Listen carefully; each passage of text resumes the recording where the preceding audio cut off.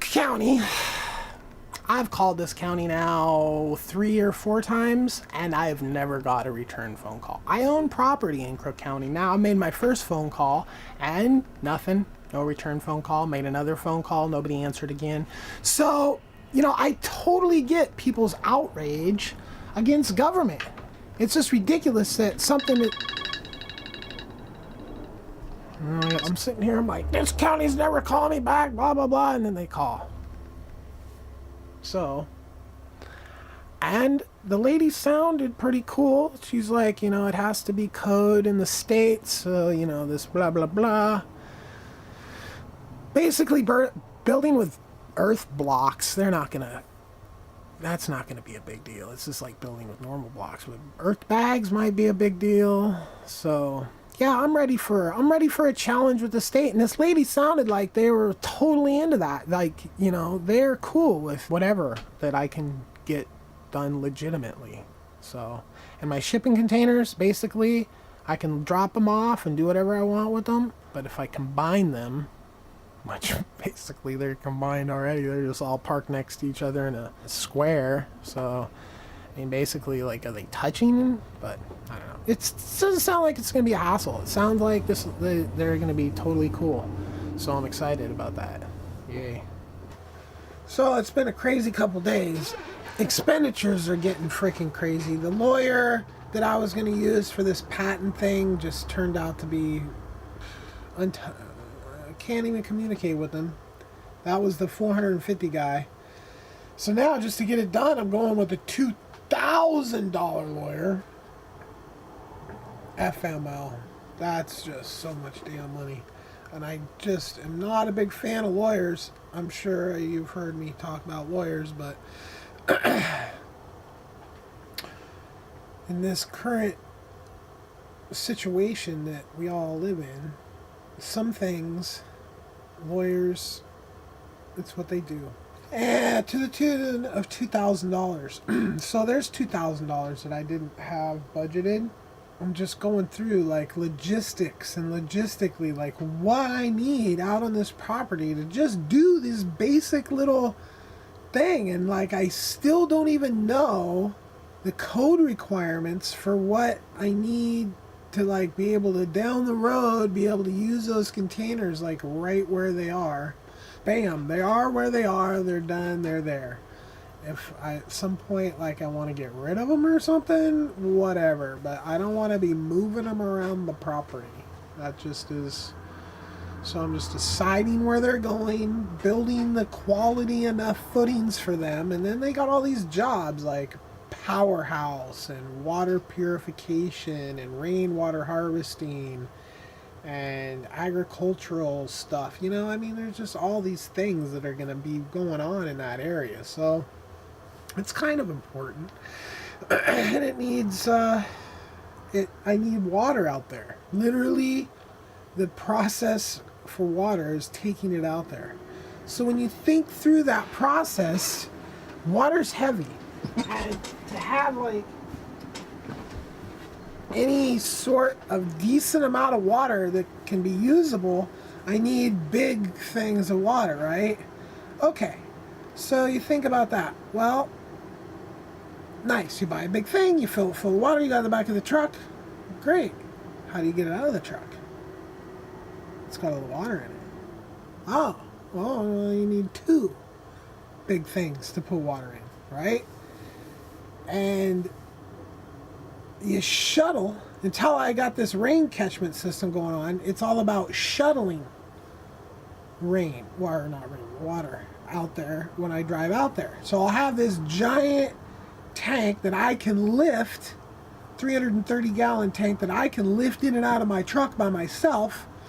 And then I'm buying a 2,500 gallon tank to just sit there, and I can fill that up, and that will be what I'm filling up to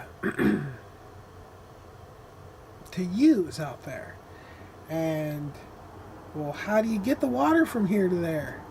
I had to buy a pump.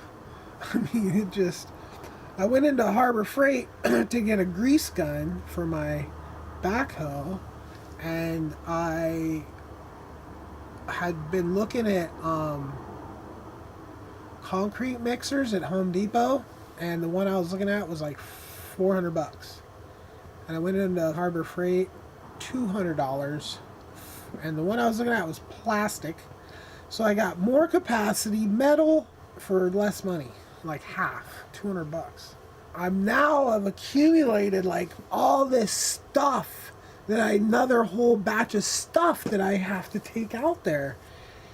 And it's like, I was hoping that I would have everything done and I'd be able to leave on Thursday with the house, the trailer, and just hit the road and get out there, and the backhoe would be there, and I could run and get the gas and da-da-da-da-da. I had bought another trailer. 4 trailers. So I have 2 camping trailers. One, the old one, this one that I live in, the old one that I lived in for 2 months that I just needed to fix up before I can sell it. It just had some really bad problems that were just needed to be fixed. And then I got my cargo trailer, enclosed cargo trailer that my motorcycle's in, that's already out there, that I had planned to hold the 55-gallon drum of gas in. And that's pretty much like all the weight. I mean, I probably can throw some tools, maybe like the generator or something, but that thing is pretty much filled up. And I can't just empty it and then take a load. So this tank I bought is 2,500 gallons, one tank. The other tank is 330. So I go, fill the 331, come back, pump it. Every time I drive back and forth, because I'll actually be staying for the first while, I'll be staying in an RV park in Prineville, and then just commuting every day to go down there and get the work done. Once I get the work done, and I can literally be at the RV park, grab a hose, fork off of the water that I'm already hooked up to, and just overnight fill up 330 gallons in the truck, off to the side again. So I'll be filling up that tank free. I just got to get it out there. So I had to buy a trailer. So I bought another trailer, and this trailer was $550, which is pretty cheap. It didn't come with the little pin to hold the latch down. First time ever trailer came off going through an intersection. Oh. So then the lights stopped working, and so I called the dude. I'm like, man, I told him what happened. I drove all the way back to his house, and it was a bulb. The trailer is put in the storage unit now, and I've got all this stuff. I've got a whole nother load of stuff that I got to run out there, and this load of stuff is sketchy. Like,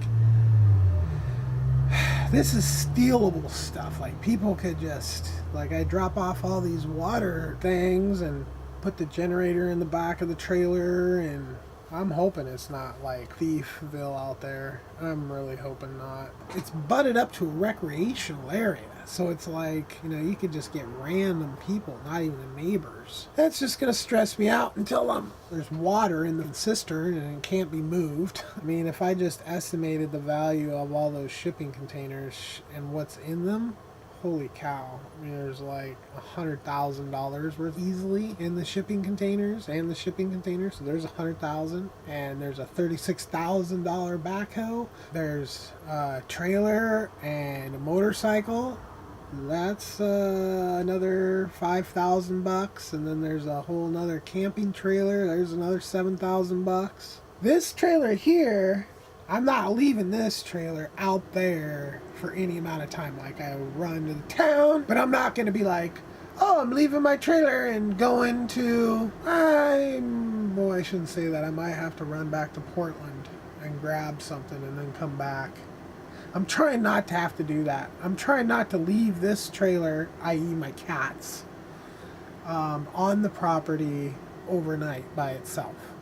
It's my house. That property's not secure yet. It's just a lot of work. And the drive with this trailer on that road to get there and back is something I don't want to do a bunch.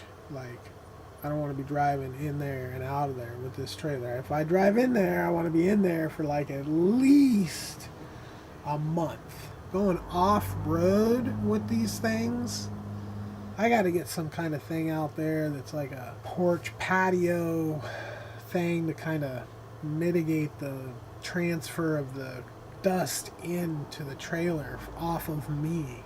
Right now, like if you're stepping on that, you're stepping on those steps, it's on the steps. If it's on the steps, it's in here. It's just like hell dust. So I'm going to scoop all that hell dust up. And that is probably really good for something, like making blocks or making concrete or, you know, who knows what it's good for. I don't know yet. I will know. It might be good to like line. It might make good cob. Might be the good way to line the bottoms of the ponds and stuff.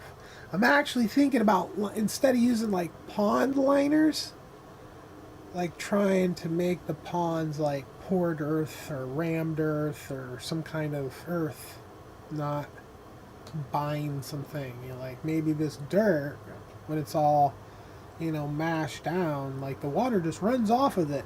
Perfect. I'll put it in the bottom of the pond. It just doesn't run off of it. It just stays on it. I don't know. We'll see.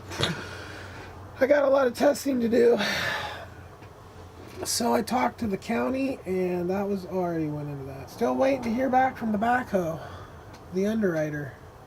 This is now, tomorrow will be day 4. It's stressing me out a little bit because I need that backhoe to do everything. There's so much. It all starts with a backhoe. There's no other way to do that. I mean, there's other equipment to do it. I decided that I need a backhoe because that specifically does the most things for one piece of equipment. So, you know, and then I may be getting other equipment. Like I'd like to have a regular cement truck to do this poured earth thing, and some more like heavy equipment to like prepare the ground, like a giant rototiller thing that you can just get the dirt ready. But that, I don't know, might be owning a bunch of heavy equipment over this next little while. Oh, maybe I'll just buy a cement plant, a portable cement plant. I've seen them there on the back of semis. And then you just mix in, instead of cement, you just mix in the dirt. It's powdery dirt. It's gotta be. God, it looks like cement. It acts like cement. It's just so powdery and just like this. Same way this dust is, man. It just gets into everything. They hated me at the car wash. So I'm rambling now at this point. I have an appointment with a lawyer tomorrow. That appointment is at 2 o'clock. That pretty much locks tomorrow off of being able to do a run. And then I still have to do a run on Thursday. I can't, so I don't want to move this trailer, so I'm just going to pay for another day at this park. If those guys don't get the money for the backhoe like soon, the backhoe's not going to be delivered until next week, unless this guy's rolling on the weekends. If the loan went through tomorrow, he could get it there by Friday. That leaves me literally 1 week logistics: water, cement, forms, rebar, power, energy. I got a generator. Lucky I bought that generator because now I got that. Mixer, water pump. Like this little trailer I just bought, I think that's going to probably be, I'll take the cistern out there and then I will use it to go get the concrete. Hopefully I can just get all the, or no, not concrete, cement. Get the cement, the quickcrete or whatever I get. So I get that. Get the form dealy bobbers, rebar, and put all that stuff on that trailer. That trailer is going to haul one thing from Portland to the pass. That ginormous 2,500 gallon cistern. It's either going to tow like butter or it's going to be a nightmare. Yeah, I'm going to have to slow down to go through curves and all that, man. That trailer with that big ass thing, but the thing doesn't weigh much. All the weight's at the bottom. You know, I might even put some water in just to put some weight in the bottom of it. And I got the other tank, the cement. God, I got a whole load now of stuff I got to take out there. And I still won't have like the materials I need to actually do it. Like I'll have this tractor, but you know, I need that cement, I need the rebar. I need a piece of steel to put in the top of the concrete so I could weld the shipping container to the concrete form. Anything you'd put in there, like if you just put a flat plate in there on the top, that would just come right out. So if you had a flat plate, you'd have to weld like rebar to it and then put that in there so it wouldn't just come out. A chunk of metal that has a nice surface area to it, you know, because you could put a pipe in there, but the pipe is just going to give you this little edge to weld to right in the middle. You know, you really just need that whole big, like a railroad tie would be just perfect. I'd have to take those to a shop and get those cut. Where do you get railroad ties? And I'm just guessing that these 4-foot tubes buried down and having about a foot above ground or about 3 feet below ground and about 10 inches around, right? I'm just guessing that that's going to work. See, I'm using these tubes, these form tubes, just to make a something to put the shipping container. I mean, the shipping container needs about that much room to land on, right? So I'm doing like a 10-inch thing like this. Tubes, 10-inch tubes ish.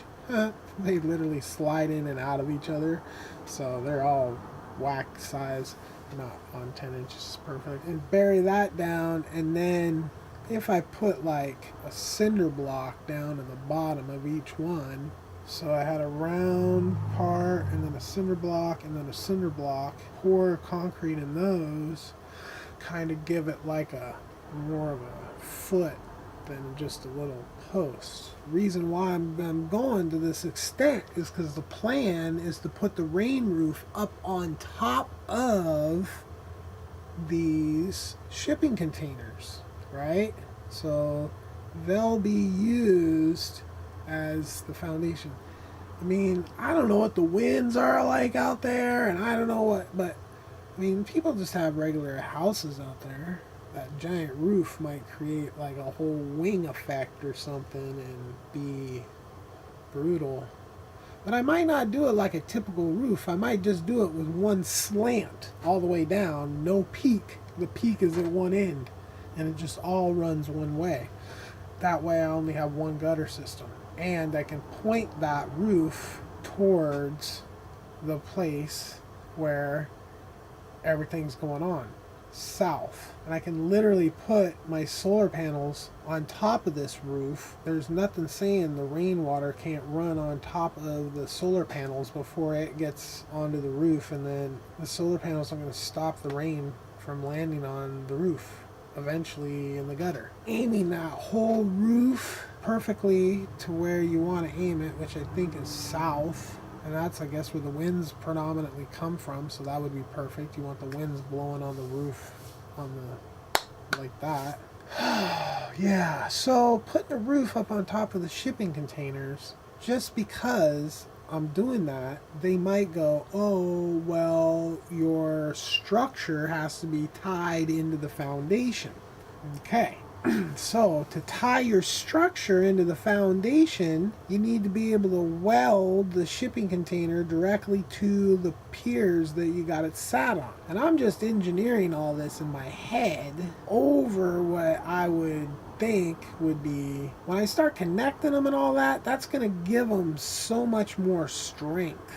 They have this shear power, that shear power, and this, but then when it's connected to something, then it can't go that way. It can't go that way anymore. I guess making those piers in there good. Oh, so much work. This is a staggering amount of work that I have, and every single day that goes by, it seems like I realize another thing that I have to do, or another thing I have to buy, or 5 more things I have to buy. And holy cow, my cost went up today $4,000. $4,000. Hopefully the bank will lower the amount of money I need to give them for the backhoe. It's like $7,000. The survey is happening tomorrow, so they're literally putting the corners in tomorrow. At that point, I'll have the corners in, and then I probably can use the drone to take a shot and then draw on that shot my house plan and submit that to the county, and then the county will give me an address. I could literally probably sell this place for address, like a legitimate address and like all that. Like, immediately it's already worth so much more money. Like, the place doesn't even have an address. I just bought this crazy ass lot number, blah, blah, blah, blah, blah. So, that's my big investment.